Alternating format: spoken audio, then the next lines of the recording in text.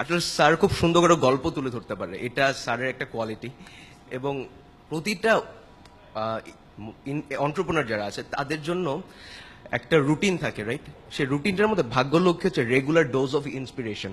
ঘুম থেকে উঠে যখন একটা উদ্যোক্তার সাফল্য গাথা দেখি আমরা আমরা নিজেরা ইন্সপায়ার্ড হই।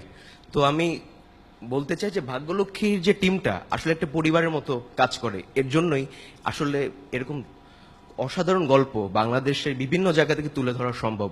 তো আমি অপু মাহফুজ স্যার এবং পুরো ভাগ্যলক্ষ্মীর টিমকে আন্তরিক ধন্যবাদ দেই, কারণ সত্যি কথা বলতে ভাগ্যলক্ষ্মী আমাদের ভাগ্য পাল্টিয়ে দিয়েছে। এবং আজকে দেখতে পাচ্ছি বাংলাদেশ পলিটেকনিক ইনস্টিটিউট চ্যানেল আইর সাথে একটি দারুণ একটা অ্যারেঞ্জমেন্ট করেছে। কংগ্রাচুলেশনস। আমি আশা করি আমাদের বাংলাদেশ এগিয়ে যাবে। এবং স্যার যেহেতু বললো যে ডেমোগ্রাফিক ডিভিডেন্ডের কথা, আসলেই বাংলাদেশের ভবিষ্যৎ উজ্জ্বল। আমি সবাইকে বলবো বাইরে যারা আছে বাংলাদেশের দিকে তাকিয়ে থাকুন, কারণ বাংলাদেশ আগামী 5 বছরে একটি আইকন হয়ে দাঁড়াবে ইনশাল্লাহ।